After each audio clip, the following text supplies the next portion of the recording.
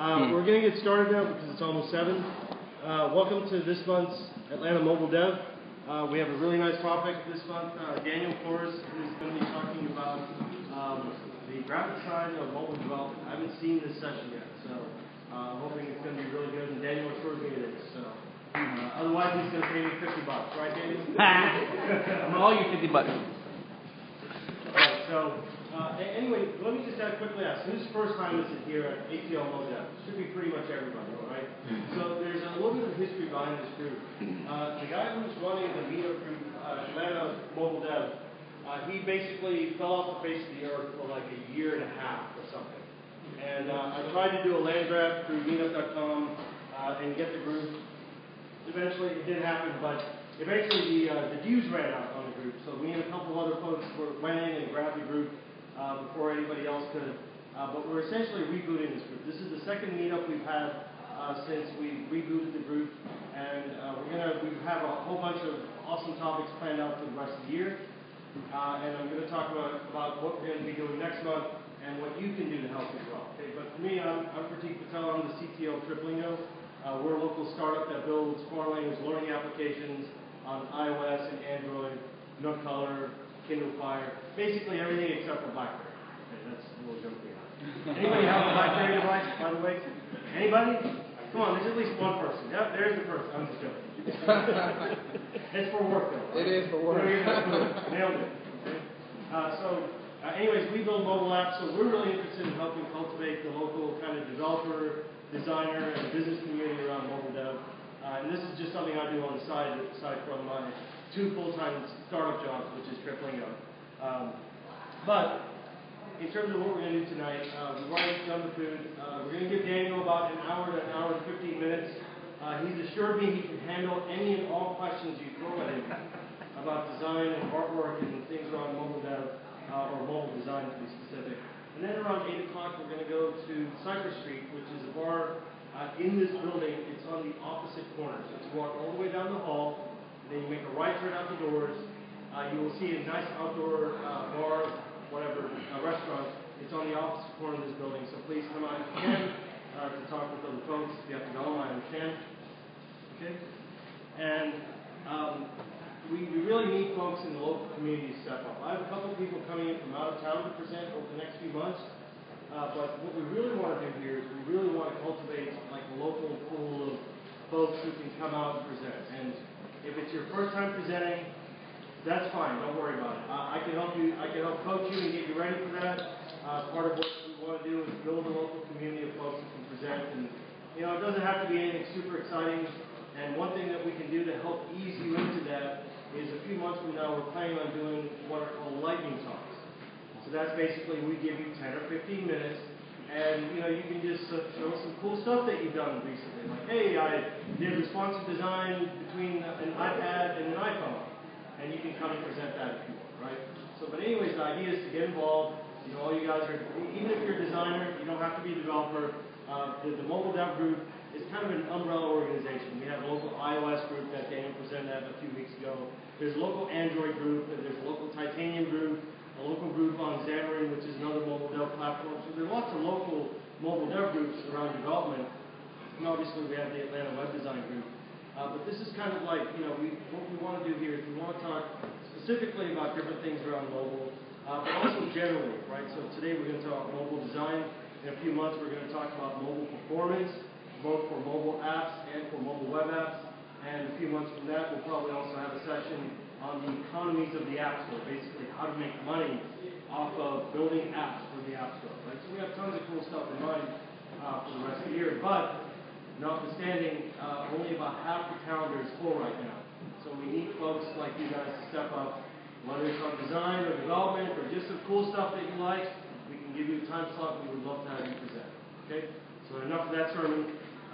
Finally, next month, we have a really cool meetup lined up. It's going to be the Insider's Guide to Mobile Game Development. It's going to be by the guys over at Thrust Interactive, which are a local game agency. They build tons of games on HTML5 and native games. It's going to be down in the Old Fourth Ward at their offices, but they hopefully will have enough room for the large crowd that we expect for that. Okay? And with that, I will turn it over to Daniel to start the presentation.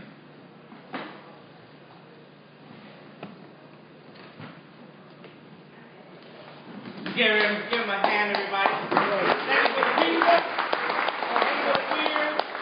Sorry, I almost forgot. Tonight's meetup was sponsored by Antio Group and by Hypotenus. Hypotenus is obviously where you're at right now. And Alex is here for Antio Group. So would you like to say a few words? Yeah, really quickly, if you don't mind. I am a technical recruiter, and I know you hear that word, and everyone wants to turn off their inboxes and turn their phones off. So completely understand where you guys are coming from. We've got a couple of our account managers who work with tech mobility. I'm just here to try to meet some folks. Promise I won't blow up your inbox, but if you're ever curious about the job market or just want to say, hey, I'll be here, and definitely we'll be having some drinks afterwards, so come and say hey. All right. Thank you for the pizza, brother.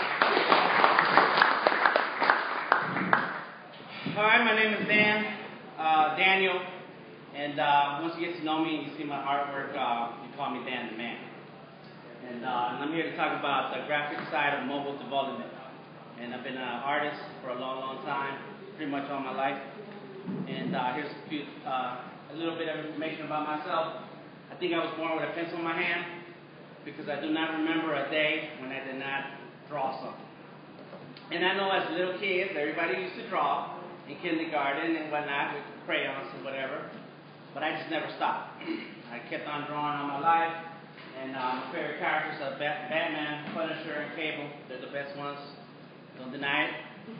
And traditional mediums that I use are pencils, acrylics, and tattoos. I do also tattoos. Been doing tattoos for over 15 years, and I teach. We're all artists. And when I finally got to learning Photoshop, it was just like a whole new world opened up. I didn't think it was you could do all that kind of stuff with computers. And I remember way back in the day hearing about people drawing with computers. And this is in 1991, and I just didn't get the reason why would somebody do that. In any case, ever since then I've been drawing and illustrating, and here's some of my designs. This right here is the very first illustrated drawing that I did, and it's everybody says it's Gary Coleman. It's not. I swear to you. It's my son-in-law. Not son-in-law. My godson. And so my brother-in-law, that's his son. And when my godson was 2 years old, my brother-in-law he put a afro and a beard on the picture, on the actual picture. This is a long time ago when we still had, you still went to the store and got pictures developed.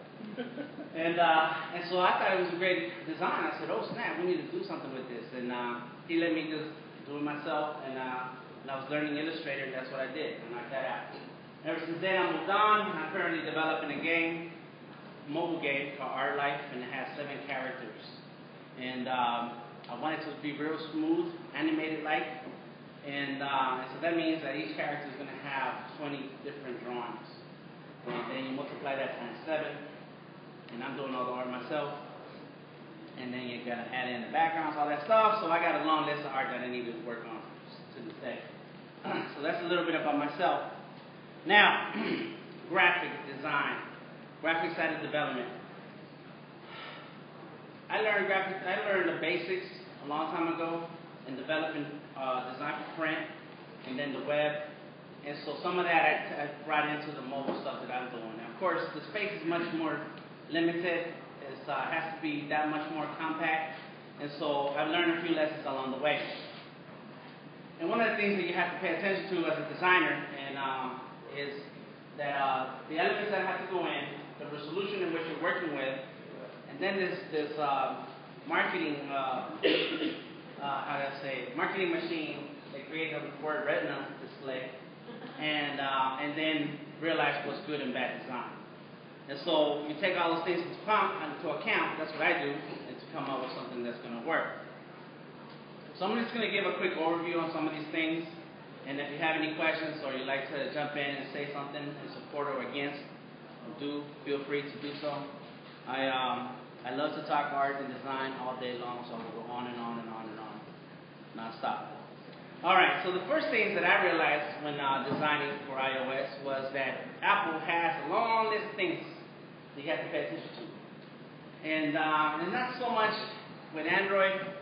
But then that's why you get so much better looking design in iOS because they have all these rules.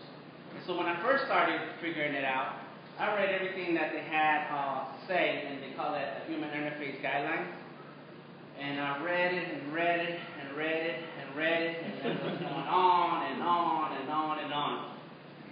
And not in every application will you use will you have to apply everything, but you have to take into consideration that Apple wants very consistent, clean look, wants it to go with the quality of what their machine is, the iPhone. So when I came across this long list and there's all this documentation, I asked myself, why you ask for so much, Apple? Why? It's all kinds of rules, and I hate school. I never did like school, and so it feels like somebody telling me what to do. And so one of the most basic things that I realized is that when it comes to design is the way you structure your content and what it does and what you're allowed to put in. And not so much allowed, but that's what's going to look right. And so these are a couple of things that you learn right away. That the smallest recommended font is going to be 13-point Helvetica. I don't know how to say this. I'm born and raised in East LA, so I'm kind of Mexican. And so I don't know how you say that. New, whatever. And then you write a line certain things, left a line other things, and so on. Now, that's just kind of like the way you format some of the content. When it comes to design, though, the artist part of me comes in, and I have to figure out what type of assets I need to give to a developer. Now, you can say to me that we could work on on the iPhone 4 or the iPhone 5, and fine, I can look up the dimensions, and I can look up the rules of what I have to put together.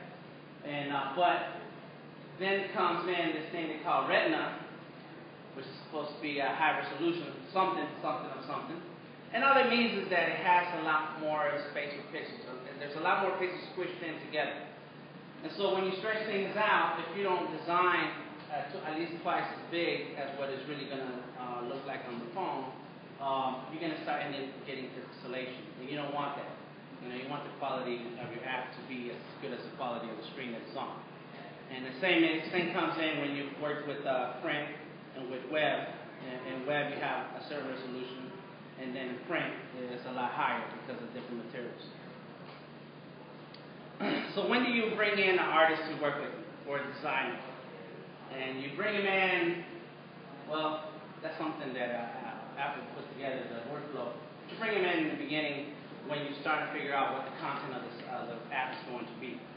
Once you figure out your screens or what your AI is going to look like, you have to bring in a designer to start structuring that stuff in a way that's going to look good, it's going to be pleasing, and it's going to include the parts that you need. What you don't want to do is start coding and having all these conversations between your team, and then get the designer later, and now he has to squish all this work to make it look good, and the first thing the designer's going to do is tell you it's too much stuff, because you didn't start thinking about how it's going to look. And once you put too many things in, you're going to have to go back and start recoding things, and you don't want to do it like that. You also don't want to tell the designer to start designing something and see what it looks like before you figure out what's going to go in there. Because the design may come back, look good, and then you figure out that you need to add in a whole lot more stuff. And now I have to go back and move things around and make certain things fit, and now it's messing up with the look and with the idea that I had, and I love my art, and I love what I do, and I'm going to be mad at you. So you don't want that. So you always want to start, when you start developing your idea and the screens that are going to go on, you want your designer in on board. And can somebody tell me, when it's time to design, has anybody done design work here for any apps at all? I got a good few hands. Good. So what's the first step in designing an app that you do? You grab Illustrator, do you grab Photoshop? Somebody say something. You grab what? Actor. Okay. Gotcha. Sorry, what was the name of the tool? Actor. Okay. Actor. Pencils work too. Pencils. What's your answer? We grab Keynote. What is it called? What? Keynote. Okay, Keynote. Good. All right. And so I should have had the screen up. Photoshop versus Illustrator. Which one you start off with? And then you mentioned a couple things, right? Photoshop, and then mocking things. Well, pencil and paper is the very first thing. Yeah. And the reason why is because you can go on and on and on and on and on non-stop. And there's no need to undo or start a new document or anything else. You can just get your ideas out. And you want to do that. You know, I like to start with a sketch that fits. I like to start with my workspace on this paper that has the dimensions already as to what the iPhone is or the Android is, just so that I can at least try to stay inside the lines. But it's not necessary. If you have the idea and you know what needs to go on, just scribble it out. Just get it out the way. That's going to help you visualize the workflow. And I've seen mastermind, mind maps. It's a mess. And so I have to see those things and put them on the screen just so that the developers can see what they thought of. Because you can think of all kinds of directions and have all kinds of things pointing in different ways, but until you see it how it's packed up inside the screen, you may realize that you're going to want to push certain things out the way and so on, and everything's not going to fit in right. So that's one of the things that I do. And this is actually a picture of a drawing that I started at the Startup Weekend a couple of weeks ago. And it was on an app that we was working on called Jaws for Teens. And when I thought of the beginning screen, the splash screen, you know, I wanted like a high school senior or something standing there looking cool, and with the logo Jaws for Teens. And then and from there, I brought in the picture. I just took a picture of it, brought it to Illustrator, and I started doing the logo right there on the right. And later on, the splash screen looked like this. And so the way I do things is I start with the paper every time. But maybe because I'm used to it and I always love pencils and I always love drawing. But if you have your own way, that's great. The mock-up software is cool if that works for you. From there, that's what we ended up with in part of that weekend. And of course, I think we all seen this little guy before. If you ever surfed the internet. So what are some of the things that I have to pay attention to as a designer? Well, of course, it's retina display. The actual dimensions of each phone. And since we went to the iPhone 5, the numbers changed. With the retina display, it changed. It just doubled. And then if I'm working on Android, then I have to follow their dimensions. The iPhone, the Windows Phone, same way. And so you have to take a few things into consideration when you're coming up with your screens. Now, what is this out of order? Okay, so what is some of the things that I put into design? When I think about design, where do I start with? And what kind of look am I going to give it? And that's when I start thinking about who is it for. You want to determine who's your audience, who's going to look at this app, and what they're going to use it for. And these are some of the tips that I found that work for us in the design work. Is keep the mood light. You want it to be fun. You want it to be exciting. I know some of the apps that I've come across, there's some developers that I've known, and some of them in the room here are real big brainiacs and have these applications that are for business, you know, B2B. And so there's not much design elements that go in it. I said it has to work. And that's cool. But if you're looking for commercial and use and public, then you have to start thinking things that are pleasing. You start thinking about the aesthetics of it all. And you want it to look really clean, and so the minimalistic as you can make it, the better. I don't know why I put that part there. I think I was just throwing in a whole list of things that need to go on. And you also want to have a website that goes with your app so that people can always find more information, but I don't need to tell you that part. So design tips that I think are important also is that you always want to have your proper settings. And like I said, if I'm working with Windows Phone or with the Android, then I have to pay attention that there's slight changes in dimension. Even though with the iPhone 5, it went to the 16:9 ratio, which is similar to what the Windows Phone was. So, and then Android is working within that same dimension also. So now things are starting to even out all the different platforms that you're working with. And what you should do is start having fun with some of the design elements that go into your app. So it's attractive, and then you add some texture, so it feels like it's something that you think that you're gonna feel something when you touch it instead of just being the glass of the screen. You know, you start playing with people's brains when they're looking at something. And so from here, I'm going to go through a few examples of what bad design is. All right, here we go. So what's wrong with bad design? And this is a real app that existed. I forgot what it was, and I couldn't. I guess it's the password engine, but I think it had a real name. And sometimes, and this is like the early days, and this app looks like what the web looked like in the early 90s. Just a bunch of stuff thrown together, and then it had no consistency. It had text everywhere, windows everywhere, and the only thing that's missing here is animated GIFs, you know, that we remember back in the day. And so here's a few other examples that look a little cleaner, have the little shiny look, but it's still too busy. There's still too much going on.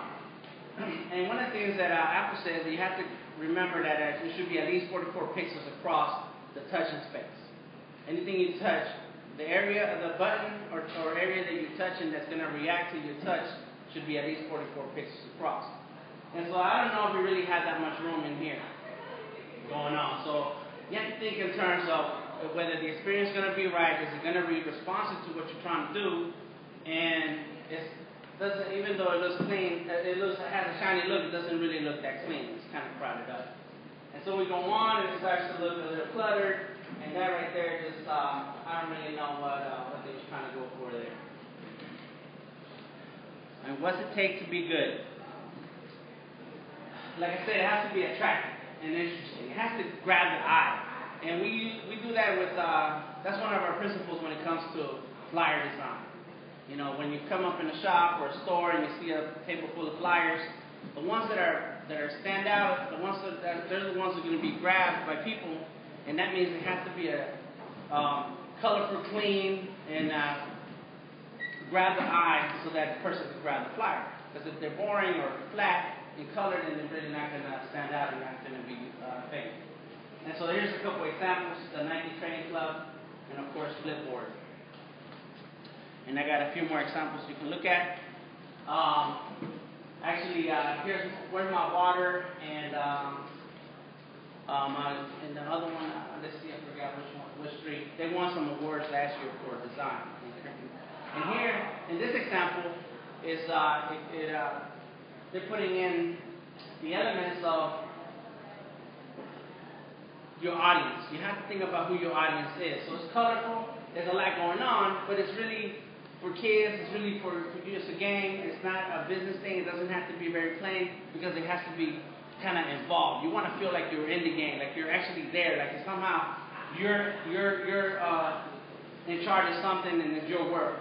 But as we look around at the other examples, some of them have textures, they have tones, it's minimalist.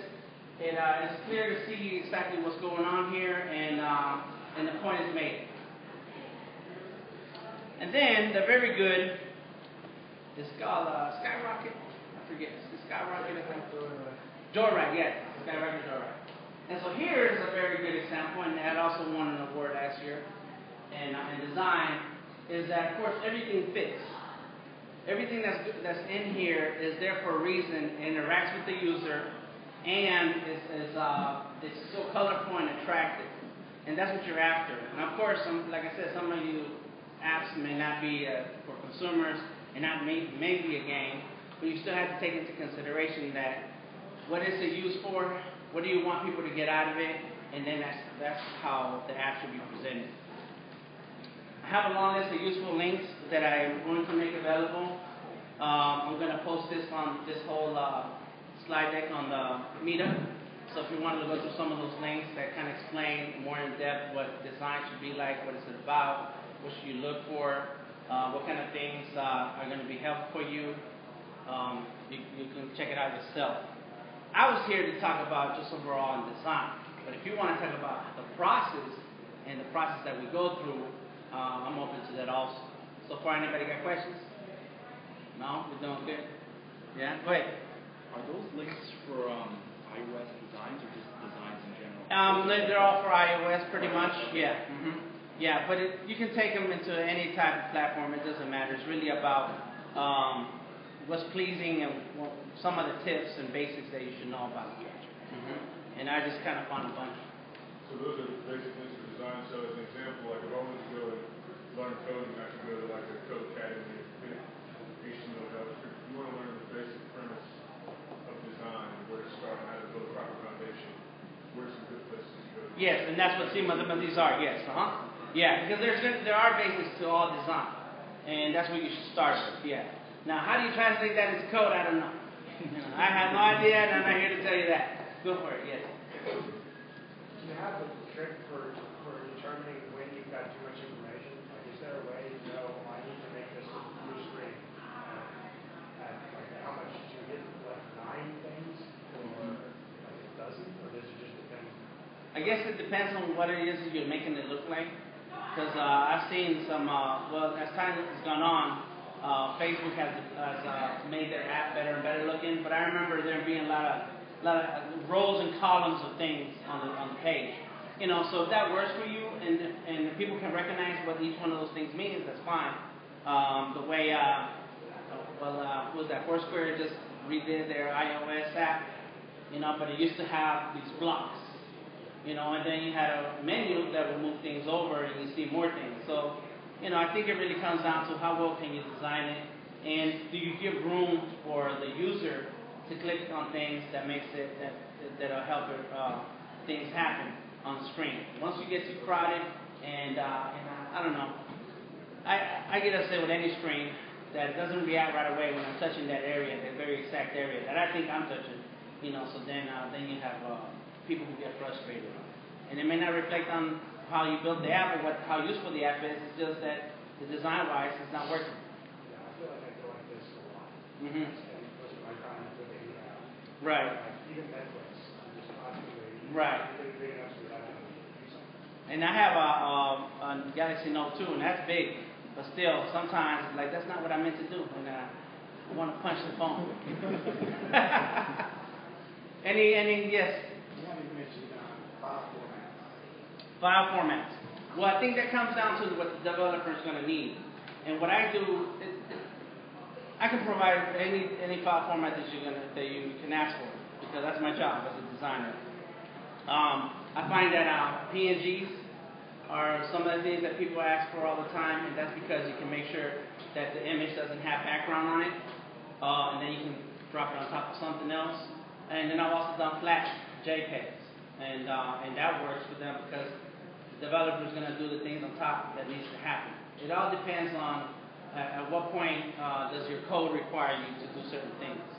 So it's really it's up to the developer. Go ahead, Chris. You ever use the Paint Code app? No. What's that? So it's a vector design application, but instead of pumping out a graphics file, it pumps out Objective-C code. So it pumps out the actual code to recreate what you draw. Paint Code app. Yeah. Okay. I might look that up. So it's like $100 usually. It's great. That works on your computer? Yeah. Yeah. And you just plug the code that it generates into your own app, and boom. Yeah, that's cool. So one little trick we use at Triplingo to do scaled up graphics, not Paint Code app, but we actually use something called icon fonts. You guys heard of this before? Oh yeah, Icon you embed your graphics as a custom icon. Right. So one of the problems with Android is that loading large bitmaps is a problem, right? So we're able to take lots of different graphics we have and put them as icon fonts. The icon font file is very, very small. It's like maybe 10 or 20K in size. But you get these graphics that can scale up to be this small to this big. And you get pixel perfectness because they're vector graphics. And it's one of the cool tricks that we use. The only problem with icon fonts and those kinds of vector graphics is that you only get one color. Well, we work around that by what we'll do is we'll have two different letters in the icon font overlaid on top of each other to get two different colors. Right? But again, on Android, it's a huge problem with kind of getting large vector graphics because of the limitations of the operating system. What do you use to edit each glyph? to do the hinting and what have you. Yeah. Are these true type fonts? These are TTF. They could be OTF or TTF. What tool are you using to create those glyphs? Our designer's not here, unfortunately. But it's I don't remember. I'm sorry. But it's a standard off the shelf. What's that? Yeah, there are a few websites that help you with it. What's the one you mentioned? ICOMOON. Okay. Basically, a couple of free glyphs. They give you a few glyphs, yeah. They generate the TTF. And so to display your image, you're just outputting a one-character string? It's a one character on iOS. It's a one character label, right? And again, for multiple colors, we'll just stack. Over the. But does that work for images? What's that? Does that work for images? No, I mean you have to create them. You take your PSD, your Adobe Illustrator, and basically can just output those icons. It's a little bit of work, but you get infinitely scalable graphics, and they're extremely small. Well, yeah. And they load instantly. Right. So. Well, when I use Illustrator, I can export SVG also. Right. Yeah. Anything you need, I can do it. That's my job. And if your designer can't do it, you need to look for another designer. Yeah, unfortunately. Anyone? I think there's a question right here. I'm sorry. So I do iOS right now, and I'm encountering a lot of limitations to actually when you program it, you can only do so much. So as a designer, when you come up with kind of like the user flow, and all of a sudden, programmer backfires, says, well, you can't do that. How do you like negotiate and reach like this middle ground where your design is still attractive and actually functional? Well, then that's a compromise that you have to come up with your designer. And I've learned that lesson many times over, that you have to work with whatever space it's going to end up with. And so you just got to break it down, break it back, scale it back. But whatever you do in one part of the app, you're going to have to do for the rest of the app so that it stays consistent. That's all. But yeah, that's no way around it. You wish you could do things like you would on print, and you can't. You just can't. We good? That's all? Talk to me. Yes, go ahead. What do you think about platform independent SDKs like what they want or accelerator that basically try to create a platform independent layer and not be used by iOS or Android or Blackberry or what have you? Do you different experience with those? Well, I don't know anything about code, and I've heard the words that you're saying. I've heard those things that work and do things, but that's nothing that I get involved in. So I can help you answer that question. Go ahead. I actually also help organize the local Atlanta Titanium meetup. So we have a pretty big meetup in town by titanium developers. There's also a local Xamarin and Corona meetup. That's like a really long topic and not for designers. I'm going to warn the shit out of everybody if I go into that right now. But there are some meetups in town where they talk. Basically, it's focused around those. And we'll probably do a session later this year on kind of looking at all the different solutions: native, PhoneGap, and the app dev platforms like Titanium and Corona and other things like that. So, Kevin. This kind of jumps off of the same question. From a design perspective, how do you weigh following the iOS guidelines, following the Android guidelines of how they want the navigation with the design that you want? Maybe you want your navigation to always be on the bottom, but Android might recognize it to be on the top. How do you handle working with both platforms? You have to weigh between what the user should be experienced with and the identity of the company or the brand of whoever you're building the app for. How do you handle it? Like emotionally? I mean, as a businessman, as a professional, you do what is asked of, But as an artist, yeah, you kind of not happy, and that happens with all types of design. You just have to work within the limitations. It's like, no, it should be this way, and that's the way I want it. But ultimately, it's a war. It's a battle you're not going to win, and so you have to release yourself out of those feelings and let it go. But yeah, and I think that's because of those limitations, that's why we see the same app on Android and on iOS look slightly different and have the menus in different places and so on. And you just have to work with that. You just have to do it. You know. You probably got a lot of experience with those sorts of situations. You go in understanding that you'll probably run into those kinds of issues, so maybe you make your buttons more symmetrical vertically or something. And yes, after a while, yes, that's one of the good, that's a good point. That coming in, you have to understand what you're designing for, and so you, because you've had these battles in the past, you already know what to expect and what you're not going to be able to do. So you can't run wild with it. It's just not. Yeah, you just can't.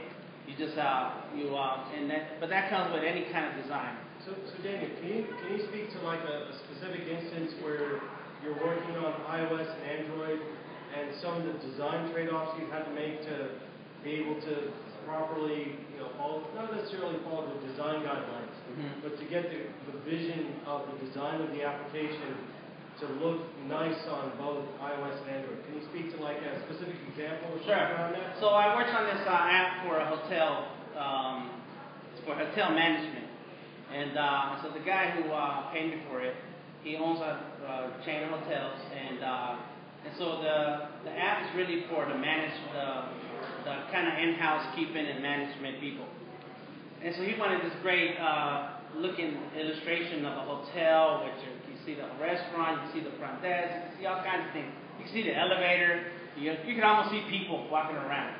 And of course, before I even get to that part, the first thing I thought is, so people who work in the hotel don't care. They need to input some data, they need to know what needs to be repaired, they need to know what's on their work ticket, and they need to just handle it. That's what they're going to do. I don't know, if I worked in a hotel, I just want to come in and do my job and go on. Not see this crazy looking app. It looks nice because I did it, but it doesn't have to have all these looks and colors and so on. But that's what he wanted, and that's fine. And so we started. So he wanted the whole illustration to be able to be used portrait and landscape. And so, of course, when you do that already, without even getting into different operating systems, just one image that works this way doesn't necessarily going to work this way without having some adjustments in terms of just the background, but also the things that you're touching, the buttons that you're touching. And we see that when with the iPad that you may have the 5 icons on the bottom, but when you put it up in a portrait, they kind of get much closer to each other. And so when I started designing, and that's what he wanted, I started working on that, and eventually I realized that I was not going to be able to fit everything if I had it in portrait mode. So I told him we're going to have to work with landscape only. And he was okay with that at first. And he didn't like it, but he was okay with it because he wanted it to work right. So I designed everything this way. And it was nice and spread out, there was room for touching, and so on and so forth. And then once he said he had 2 sets of different developers work on it. And then the second developer team told him, oh yeah, we can do it portrait if you want. So then that's when he came back to me and said, okay, we have to do it portrait also. And I said, no, I already told you we don't want to have to do that because then things are going to have to get squished in. I can make up more of the image. I can create more stuff around it to fill in the space. But what I don't want to do is have to squish things so close that you really can't clearly tap on stuff. And so that's similar to the thing that even when you work between portrait and landscape, you have to start moving things around. And what I do is I create, once I lay out the whole screen, I take parts out, and then I have different files for all the assets. So that way, no matter what platform we're working on, it could be Android, it could be iOS, all you need is the assets, and they have to fit together. And however you move them around as a developer, then you make that happen. Now if I know that you're going to move things around, then I make sure that all the parts kind of fit together no matter how you put them, in which order you put them in, as long as we both agree that you're going to move them. If you don't tell me that you're going to move them, then you may show me something that's like, hey, that's not right, we need to fix it. But I don't want to get to that point.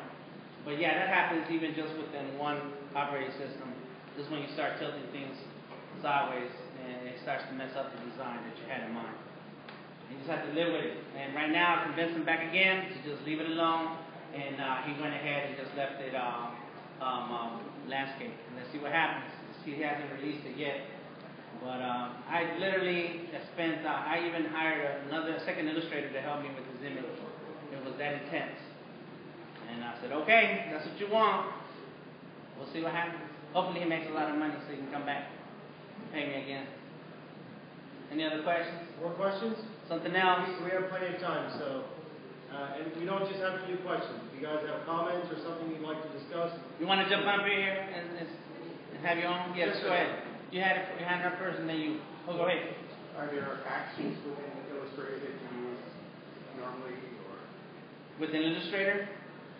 No. Everything is done. You initiate it, you finish it, you make sure it looks good. There are plenty of styles that you can apply to things, but they're very generic, and unless you find a style pack online that it fits exactly what you're looking for, you're really going to have to do it yourself. And the same way with Photoshop. You just kind of, with that hotel design, I create everything in Illustrator, all the different parts, then I brought them into Photoshop and placed them where they need to go. But it can't.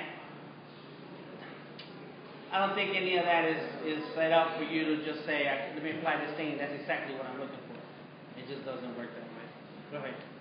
Can you kind of talk about everything up to now has been a lot of technical details, but as far as you're working on a project, developers are still working on their stuff, you're still trying to figure out what they want. Do you have any suggestions on just to make it fruitful and there's no misunderstandings moving forward? Can you hit on some of the basic things that you need to know?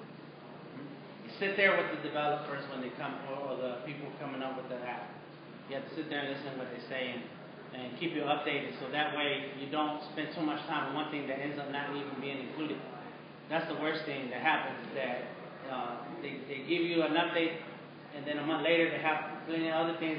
They've had several meetings, several changes, and you're still working on this one thing that you first told you about, and then it ends up not happening that way, and now you got to go back and do it all over. And that has happened. They've changed the logo all the way around, and I worked on the logo, and then they told me that the logo had changed. I'm like, well, how you do that? When were you going to tell me that? Oh, we're not using that logo anymore. And who decide? You can decide what you want, but are you going to include me in this conversation? All right, that's fine. I'll make it happen. But still, there's just no way out of it. And it happens a lot with any client that they change their mind. That somebody gives them some advice that doesn't know anything about nothing. They just said something to them, and now it changes everything that you're doing. So in an ideal world, the designer should be at every client meeting as well. You want to be there in the beginning, yes.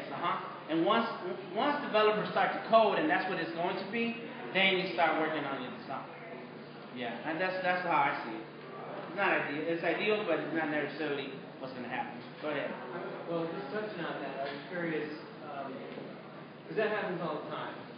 And so, the development models have come and gone, and XP, stream programming, and now Scrum, Agile is one, and Scrum specific. Now we have Lean. So, anyways, yeah. So, do you have any experience where that actually you were in, let's say, a Scrum model, and it was actually implemented correctly, and it actually worked? Because don't really hear too many actual case studies where they did bring the designers in, they brought the testers in on day one, they got together every week or 2 weeks or whatever it is, and at the end they actually did have what they want, or made the changes and all that stuff. Did you ever work in something like that? No, not that far, no.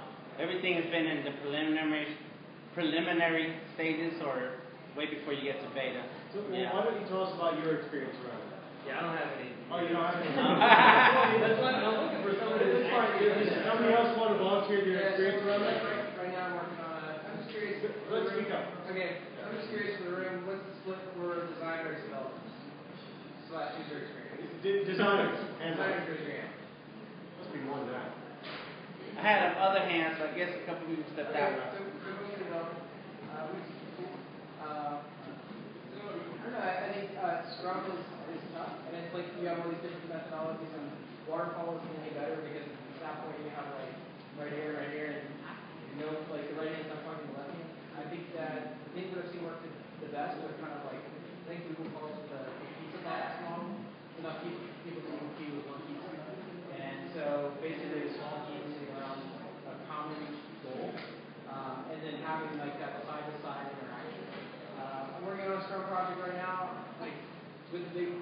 company, not any cleaner. Like it's just messy, you know. And I think a lot of things that get missed on a Scrum project is the initial planning. Like they just run like, oh, we're going to get that in the next sprint, and it doesn't actually pan out. So I mean, there's a lot that we talked about, just like user the project planning of a project to help build better design. Yeah. But if nothing else, I think that having really clear communication between the business, the design, and development is really, if you can get those three parts kind of working together, then you can quickly be making adjustments. I think the other things I was going to add in terms of designing the retina, keeping everything on even pixels, so that when you go from whatever twice the size down to other sizes, if it's on an odd pixel, then it'll work. And then trying to keep everything on grid. Grid is a really important tool to allow you to go from all these different sizes and be able to keep everything proportionally. You can work a lot with the golden mean. So golden mean, you go and put a lot of your tools in the 1/4 area, 1/3 area, and then you've got a display area on the other side. So I mean, I think there's some tricks along those lines as you're asking around, like, well, how do you scale for multiple devices? How do you scale for multiple sizes? Things like that you can look for from your design teams. If you're working with a designer and not using a grid, be worried. Very worried. So I don't know. Like, that's kind of like a quick snapshot of a lot of different things. It's definitely some stuff that I've been experiencing. Yeah, a lot of times when I want to be careful about my design, then I work in grid paper. Everything has to be very, very mathematically correct. Or once you really start handing the assets off, things don't fit right. And that's just anything. That's building a house. Same way. If you don't start with your measurements correct, at the end it's going to be kind of tricky. You don't want that. Yes? Between Android and iOS, do you provide different assets to the developers? In Android, there are multiple screen resolutions and the devices. Yeah, they are different, and even with just Apple, with the iOS, Apple asks you for the same image in all kinds of different dimensions. So even just within one operating system, you have to provide a whole lot of the same thing in different sizes. So and then you will have different ones in Android. Do you have any examples handy where you can show us what assets you display? I probably do have something. It'll take me a second to find it if I haven't cleaned it out. I think I might have cleaned it out. I had to back up my laptop, but it's not that big. But it happens. Even the one this past weekend for the Johnson teams, just for that for this icon, I had to do that. I had to do the different sizes, all types, including retina, including for what's going to be on the store, including for what's going to be on the screen, and so on. Yeah, different sizes. In-app purchase. Yeah, all that. Yep. There's like 5 or 6. There's a grid. There's actually a grid that will show you for what they're going to use it for and what sizes it's going to be in. Go ahead. You said okay. Go ahead, brother. As far as, do you know anybody with experience as far as doing their own development and design, and how effective that was? Trying to be able to get the balance of, when you're doing your own check, it's kind of hard to say this isn't right. Have you seen anybody? Well, I've seen that lots of developers do their own design because some of the development that they need is some of the app stuff that they're doing doesn't require a whole lot of design. And I have clients that come to me like that and say, "Can you make this better?" And I can, but it's already as basic as you can make it. And that's because they're not designers, but they can actually do what it is that app you say that spits out the code for you. And if you can handle that, then you've done both sides. But I don't know any designers who've done the development thing. Yeah, I wish I did. I wish I could do it. We actually have one on staff at AAA. Oh yeah? We have a full-time designer. Like you guys were asking about how people work. And from the very beginning, one of our co-founders was a designer, and we hired a developer/designer. So he's a developer turned designer. So it's okay. It's a lot of fun. Now let me see a designer turned developer. Now that's the trick. Yeah. Oh yeah, you got one back there? A little bit. A little bit. You and you. All right. Cause yeah, man, I'm a creative person. I can think of all kinds of stuff. Now ask me I can do some math, but ask me to read code and HTML is about as far as I'll go. That's it. Don't ask me nothing more than that. Yes. I'm a game developer, so I was just wondering if anybody else here is also developing games. Anybody? Yes. I am. Okay. Let's talk later. Nobody else is developing games here for mobile or HTML5? I have some stickers to give away. It includes one of my characters in the game. What kind of game you made? It's a restaurant simulation game for iPhones. It's called Cafe Murder, and it's coming out June 1st, and it's free for the first day in the App Store. So please check out the iPhone. So you're almost done. Yeah, we've been working on it for like a year and a half. And it started with Kickstarter in 2011. Really? And stuff. Yeah. Did you get funded? Cafe Murder. Oh, yeah. So the chef has to show customers he plays a waitress in the and makes members at the same time. So, Did you get funded? Were you funded? Yeah, we got funded. We got $7,600 on Kickstarter. And then it lasted just for like 6 months. And I just went back to working on it in my spare time. And finally we're finishing. But a friend of mine's a programmer. I don't do programming. I just I only do the design. Here you are. You take pictures. You don't take pictures of me. Did you hear the story about the game developers that punked the pirates? Yes. That punked the pirates? Yeah. There's a game crew who put out a simulation, instead of a restaurant simulation, it's a game developer simulation. Oh, wait, I didn't hear about that. So you're actually running a game development shop. And they released the fake version that Yes. you pirated and it stops in the middle and says, three people pirated. Yeah, and it takes away all your revenue because your game's being pirated. And then the pirates will get on their company message board and say, these pirates are killing my business. It's totally true. And they're just cracking up going, nobody sees the connection? Hello? You stole this game. It's like Yeah. It's brilliant. Terrific. So, how do you go your side? I think we have to take control again. All right, everyone. Excuse me. Let me just give you a quick word here. I think we're going to wrap up now. I think that's all the questions. Again, we're going to Cypress, which is on the opposite corner of this building over this way. Again, next month we're going to have the folks over at Thrust Interactive basically give us their game dev shop in town. And they do tons of games, but they're going to be presenting next month, and hopefully it'll be a great session. So thanks for coming, and hopefully we'll see you next month. Okay? All right. Good job, everybody.